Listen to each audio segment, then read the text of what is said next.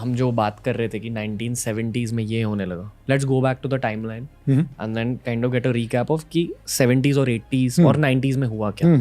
Subscribe and stay up to date with geopolitics with Ask Abhijit Clips. तो 70s में as we know 71 का war हुआ. It was a disaster Pakistan के लिए. बहुत ही शर्मनाक चीज़ थी. ऑलमोस्ट 1 लाख सोल्जर्स ने मैसिव सरेंडर किया बांग्लादेश में. बांग्लादेश अलग हो गया, बच गया वो पाकिस्तानियों से. ठीक है. उसके बाद 1974 में फॉर सम रीज़न भारत ने न्यूक्लियर टेस्ट कर दिया. तो भारत एक न्यूक्लियर वेपन स्टेट बन गया. लेकिन फिर हमने वो न्यूक्लियर प्रोग्राम को बिठा दिया, शेल्व कर दिया. हमारे लीडरशिप ने कहा कि ये सिर्फ एक टेक्नोलॉजी डेमोन्स्ट्रेशन था. फिर जब भारत ने ये किया तो पाकिस्तानी लीडरशिप उस समय कौन थी? भुट्टो था, जुल्फ़िकार अली भुट्टो. उसने कहा कि हम भी न्यूक्लियर वेपन बनाएंगे.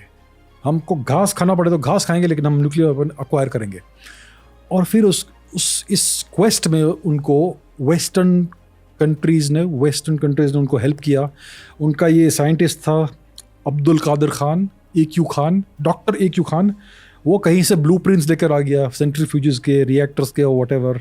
और फिर कहीं से फिसाइल मटेरियल मिला उनको, uranium to whichever one it was, and they were able to acquire the components nuclear weapons programme बनाने के लिए. काहूता रिएक्टर बनाया उन्होंने. उसमें चाइनीज़ हेल्प भी था. उनको मिसाइल टेक्नोलॉजी नॉर्थ कोरिया के थ्रू भी मिली. बहुत कुछ ये सब प्रोलिफरेशन हुआ और वेस्ट को ये सब मालूम था. वेस्ट मतलब US. अभी लेट 1970s या लेट 1970s में ज़िया-उल हक ने कू किया पाकिस्तान में. ज़िया-उल हक एक पाकिस्तानी जनरल था आर्मी का. उसने जुल्फ़िकार अली भुट्टो को आउस्ट किया और उसको हैंग कर दिया for what ever reason. Exactly क्या एक्सक्यूज था डजेंट मैटर, उसको हैंग कर दिया. और फिर उसने क्या किया कि वो US का बहुत बड़ा क्लाइंट बन गया.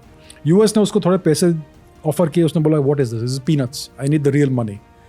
And then he was able to acquire good big money for Pakistan for himself in his army. And उसके बदले में उसने ये so called Mujahideen training camps शुरू किए to offset the USSR's activities in Afghanistan.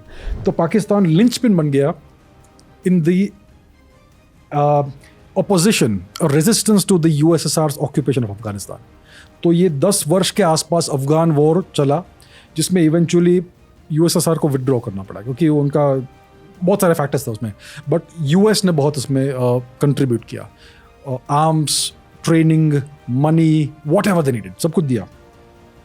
तो ये 1980s की बात है. और उस समय इतना सारा US इन्वेस्टमेंट पाकिस्तान में आ गया. पाकिस्तान का लिविंग स्टैंडर्ड्स इंडिया से बहुत अधिक अच्छा हो गया.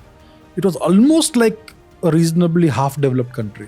रास्ते अच्छे थे, लिविंग स्टैंडर्ड्स अच्छे थे, सब अच्छी अंग्रेजी बोलते थे वहाँ पे. स्कूल्स बड़े अच्छे थे वहाँ के. भारत की तो टूटी फूटी हालत थी उस समय, राइट. तो ये 1980s में पाकिस्तान इतना रीजनेबली डेवलप हो गया था. फिर क्या हुआ कि ज़िया-उल हक साहब ने पाकिस्तानी एजुकेशन सिस्टम को ट्रांसफॉर्म कर दिया, पूरा रेडिकलाइज कर दिया. और सब बच्चे उल्टी दिशा में जाने लगे. So no science, no progress, go back to fundamentalism, to feed the mujahideen factories, to feed the Taliban. Taliban बाद में आता है, लेकिन terrorism factories, जो बाद में इंडिया में डाइवर्ट हो गया. So ज़िया-उल हक साहब 1980s में कभी तो मरे, लेट 1980s में. फिर बेनज़ीर जी आ गई एज द प्राइम मिनिस्टर. उन्होंने तालिबान खड़ा कर दिया, बेनज़ीर भुट्टो ने. तो ज़िया-उल हक का देहांत कुछ लेट 1980s के आसपास हुआ. उनका प्लेन एक्सप्लोड हो गया. उनके प्लेन में एक मैंगोज का क्रेट था, वो क्रेट एक्सप्लोड हो गया फॉर सम रीजन. आपको क्या लगता है? US. उस प्लेन में US एम्बेसडर भी था. Sacrifice. So they wanted to get rid of Zia ul Haq. और फिर बेनज़ीर जी आ गई as the new prime minister, Pakistan Peoples Party PPP. But why did they want to get rid of Zia-ul Haq? Maybe he had outlived his utility. You don't want somebody to be too entrenched in power, especially when he is a client. कोई नया लाओ, अभी जैसे इमरान खान का हुआ वैसे ही. India में क्या हो रहा था ज़िया-उल हक के टाइम पे? इंडिया में उस समय पहले इंदिरा जी थी, फिर उनका असैसिनेशन हो गया, फिर राजीव जी आए, फिर उनका भी असैसिनेशन हो गया. फिर ये कुछ वर्ष तक ये सब कोएलिशन गवर्नमेंट्स आए गए. देवेगौड़ा जी आए थे, I.K. गुजराल जी आए थे, चंद्रशेखर जी आए थे. सब 2-3 महीने आते रहे और कुछ पूरा इंडिया डिसरे में आ गया. No proper foreign policy, no proper internal policy. उस समय कश्मीर में फुल स्केल टेररिज्म शुरू हो गया 1989 ऑनवर्ड्स, जो बेनज़ीर जी ने किया as an agent of the US. तो ये सब चल रहा था उस समय। फिर कोल्ड वॉर भी खत्म हो गया था क्योंकि यूएसएसआर डिसइंटीग्रेट हो गया by the early 90s। So US was the global super power then. पूरा ये यूनिपोलर वर्ल्ड बन गया था और ये फिर जो चाहते थे कर सकते थे। तो पाकिस्तान उस समय फुल्ली टेररिज्म की एक्टिविटीज़ में चला जा रहा था, specially from the time of Benazir Bhutto onwards.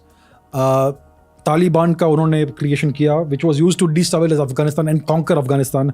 तो अफगानिस्तान को उन्होंने कॉन्कर किया via the Taliban for strategic depth, ताकि in a future war with India they can use the Afghans as cannon fodder. ये उनका लॉन्ग टर्म स्ट्रेटेजी है, इसके लिए तालिबान उन्होंने बनाया। और दूसरा उनका ऑब्जेक्टिव था तालिबान बनाने के लिए ताकि पश्तून नेशनलिज्म को सबड्यू करे and make it a religious thing, not a Pashtun thing.